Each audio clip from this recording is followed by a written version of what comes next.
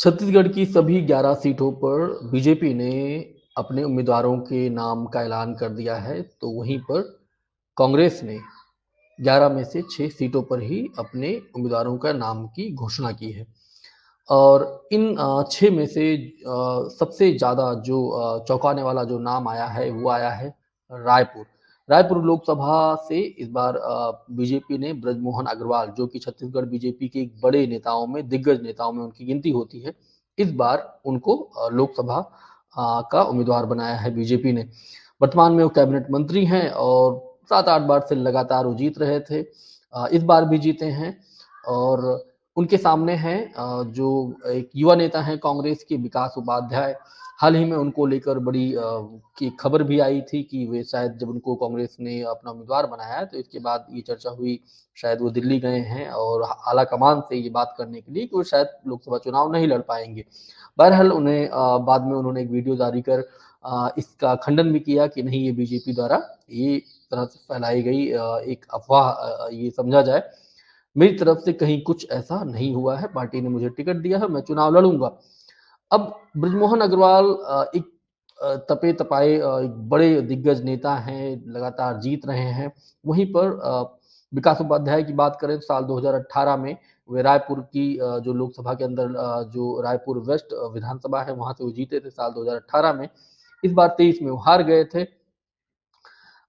तो इस सीट पर ही हम बात करेंगे, हमारे साथ अभी विनय पांडे जी जुड़ेंगे कि कैसे रायपुर लोकसभा में इस बार क्या क्योंकि छत्तीसगढ़ के बारे में बताया जाता है कि अ, लगातार बीजेपी का वहाँ अच्छा खासा प्रभाव रहा है, 15 साल तो वहाँ सत्ता में रही, फिर 18 में भूपेश बघेल आए। अभी 23 में जिस तरह से लग रहा था कि भूपेश बघेल वापसी अपनी कर जाएँगे, लेकिन ऐसा कुछ दिखाई दिया नहीं। और बीजेपी ने जो पिछली बार जो हारी उसके हिसाब से देखा जाए तो अच्छा कमबैक वहाँ पर किया।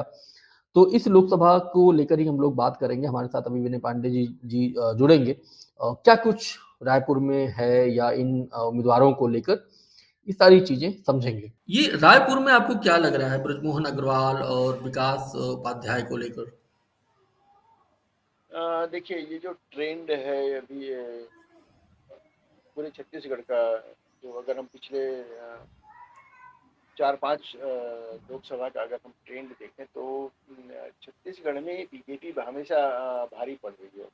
लगातार वो हुँ, 8 से 9 लोकसभा सीटें जीत रही हैं। पिछले 3-4 उससे देखा 2004 के बाद से तो कम से कम कंटिन्यू है।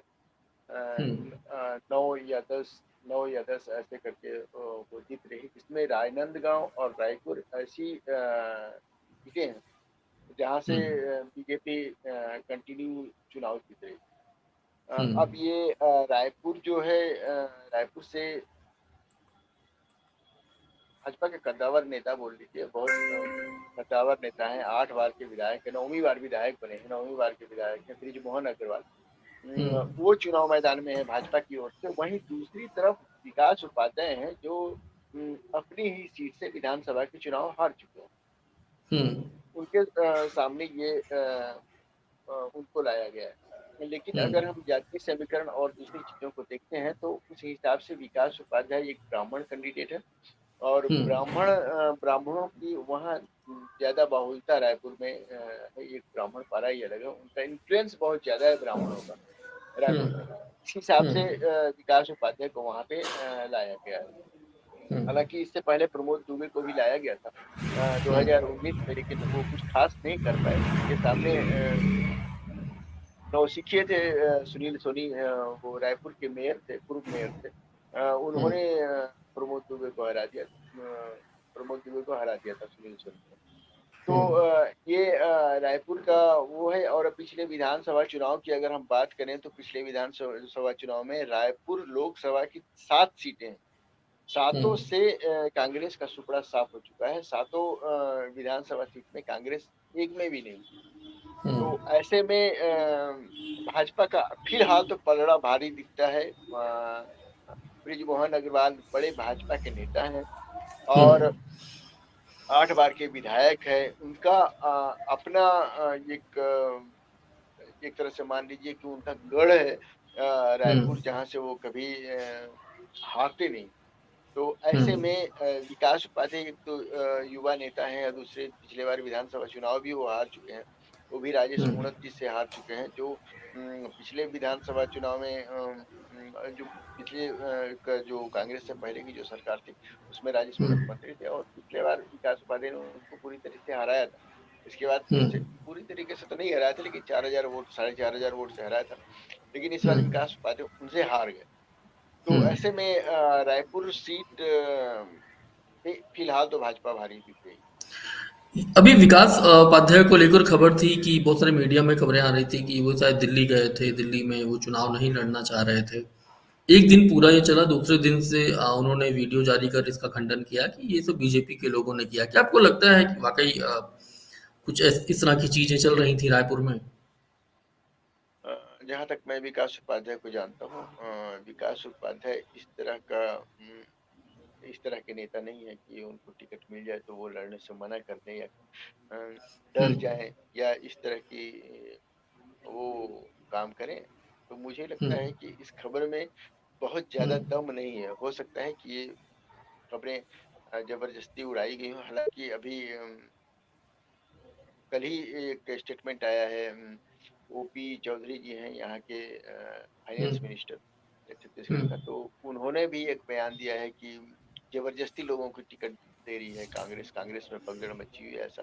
तो ये सब हम्म चीजें कहीं पे ये नहीं है कि मतलब अथेंटिक नहीं है। ये हम्म खबरें अफवाह है या खबर है, ये हम्म अथेंटिक नहीं है। और हम्म ऐसे में विकास उपाध्याय द्वारा जो खंडन किया है, इसके बाद तो और कुछ कहने को बचता ही नहीं। हम्म। ये जो आपको लगता है कि ब्राह्मण रायपुर में निर्णायक अगर हैं तो क्या पूरा पूरा हिस्सा जो है चला जाएगा बीजेपी की तरफ? नहीं, ब्राह्मण निर्णायक तो नहीं कह सकते, लेकिन ये है कि ब्राह्मणों का बहुत ज्यादा इन्फ्लुएंस है रायपुर लोकसभा क्षेत्र में, अगर हम कहें हम्म तो। हालांकि पिछले बार भी ब्राह्मण प्रत्याशी कांग्रेस की तरफ से थे, हम्म लेकिन अब ये है कि ब्राह्मणों को अगर पहले का जो ब्राह्मण वोटर्स था, वो पूरी तरह से कांग्रेस का हुआ करता था। अब ऐसा हम्म नहीं है। ब्राह्मण वोटर्स पूरी तरह से बटे हुए हैं।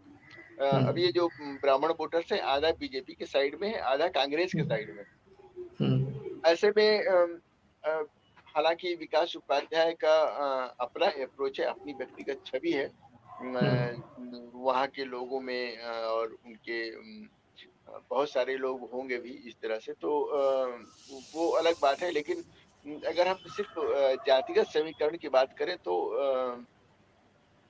ये है कि इन्फ्लुएंस तो वहाँ ब्राह्मणों का है बहुत जरूर, लेकिन अब वो ऊँट किस करवट बैठता है, ये तो फिर हम्म। देखने वाली ही बात होगी।